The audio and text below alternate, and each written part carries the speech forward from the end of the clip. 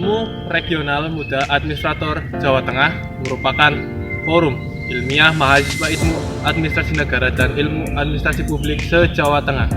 Universitas Tidar merupakan salah satu anggota dari ke-8 peserta di daerah Jateng tahun ini.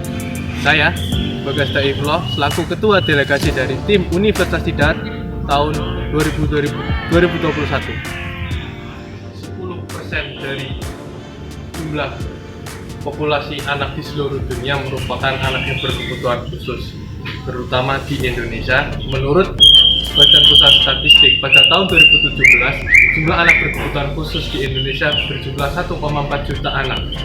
Hal ini merupakan posisi yang krusial bagi pemerintah dalam hal pendidikan, khususnya oleh Kementerian Pendidikan dan Kebudayaan.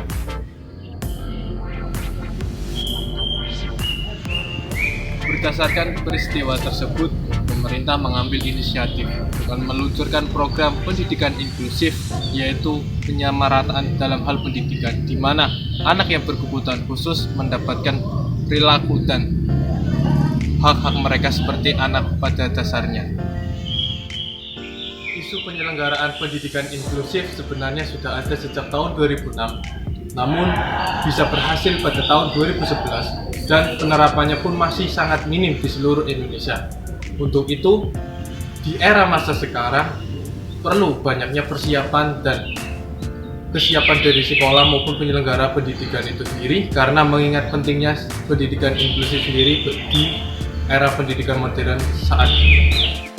Kebijakan sendiri terdiri atas beberapa tahapan, yaitu proses pengesahan peraturan perundangan, pelaksanaan perundangan oleh tim pelaksana, dampak yang ditimbulkan secara nyata bagi yang dihendaki maupun tidak dihendaki, dampak yang diharapkan oleh instansi pelaksana, dan upaya perbaikan atas kebijakan atau peraturan perundangan. Mentor dan Form menyatakan bahwa implementasi kebijakan merupakan suatu tindakan yang dilakukan oleh pemerintah dan swasta, baik secara individu maupun secara berkelompok, yang dimaksudkan untuk mencapai suatu tujuan. Pendidikan merupakan pengubahan sikap dan tingkah laku seseorang atau sekelompok orang dalam mendewasakan melalui pengajaran atau latihan. Pendidikan inklusif sendiri mempunyai arti, yaitu pendidikan yang tidak membeda-bedakan siswa berdasarkan intelektual dan fisik.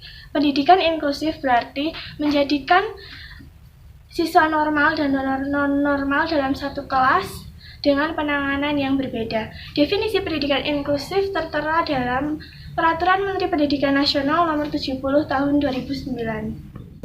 Indikator yang menjadi faktor pendukung penyelenggaraan program pendidikan inklusif yaitu transmisi informasi, sumber daya pengajar yang meliputi guru kelas dan guru pendamping khusus, sumber daya anggaran, serta sumber daya fasilitas.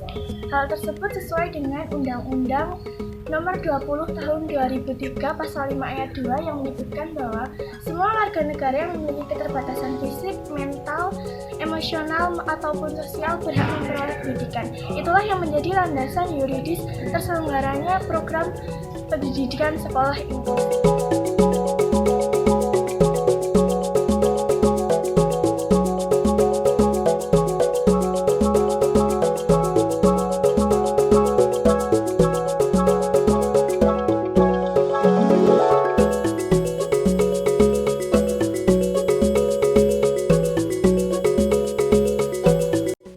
Penelitian ini menggunakan metode deskriptif. Dengan pendekatan yang digunakan adalah pendekatan kualitatif. Metode deskriptif adalah suatu metode dalam penelitian suatu kelompok kondisi.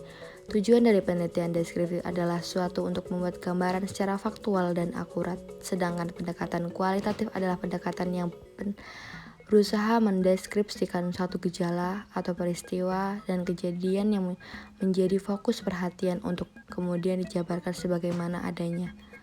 Dan penelitian ini juga bersifat lapangan. Objek penelitian zaman Dinas Pendidikan Wilayah 8 yang terletak di Jalan Pangeran Diponegoro Nomor 1, Kota Magelang, Jawa Tengah, dengan sasaran penerapan program pendidikan inklusi di SMA Negeri 1 Kota Mungkit yang terletak di Jalan Letnan Tukiyat, Deyangan, Mortoyudan, Kabupaten Magelang, Provinsi Jawa Tengah.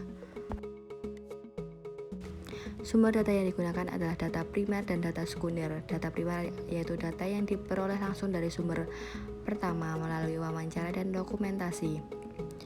Adapun data sekunder yaitu adalah informasi yang diperoleh dari artikel ilmiah atau jurnal atau dokumen tertulis lainnya. Metode pengumpulan data melalui wawancara dan dokumentasi. Dan metode pengolahan data yaitu dengan cara memeriksa data, klarifikasi, serta verifikasi, analisis, dan kesimpulan. Penelitian yang digunakan adalah penelitian hukum empiris, yaitu penelitian yang berkaitan dengan pendapat dan perilaku anggota masyarakat mengenai penyelenggaraan program pendidikan inklusif.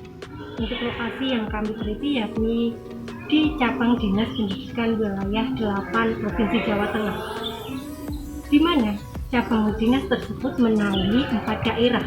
Yang pertama yakni ada Kabupaten Temanggung, ada Kota Magelang, Kabupaten Magelang, dan juga ada Kabupaten Purworejo. Cara yang telah kami lakukan bahwasanya pada tingkat yakni ataupun jenjang sekolah menengah atas terdapat 2 sekolah yang telah menyelenggarakan pendidikan inklusif. Untuk yang pertama yakni ada di SMA Negeri 1 Kota Bukit, yakni ini. Terus ada di SMA Negeri 5 Purworejo. Pada dasarnya, semua sekolah telah dihimbau untuk dapat menyelenggarakan pendidikan inklusif. Namun tidak dapat dipungkiri bahwasanya tidak semua sekolah muridnya itu ada seperti itu. Kebijakannya sendiri bahwa melalui Cabang Dinas Pendidikan Wilayah 8 Provinsi Jawa Tengah menganut dari Peraturan Menteri Pendidikan Nasional Nomor 70 Tahun 2009 tentang pendidikan inklusif yang diturunkan lagi kepada Peraturan Daerah Provinsi Jawa Tengah Nomor 14 Tahun 2012 mengenai sistem pendidikan di Provinsi Jawa Tengah. Oleh pemerintah daerah Provinsi Jawa Tengah tersebut diturunkan kembali melalui program yang namanya Pendidikan Tanpa Sekat. Untuk itu barulah terwujud untuk program pendidikan inklusif di seluruh wilayah kabupaten dan kota di seluruh Provinsi Jawa Tengah. Guru pendamping khusus di SMA Negeri 1 Kota Bukit ini mereka diadakannya pelatihan oleh Dinas Pendidikan dan Kebudayaan Provinsi Jawa Tengah, sehingga mereka di sini bisa untuk menangani keterkaitan dengan penyelenggaraan pendidikan inklusif.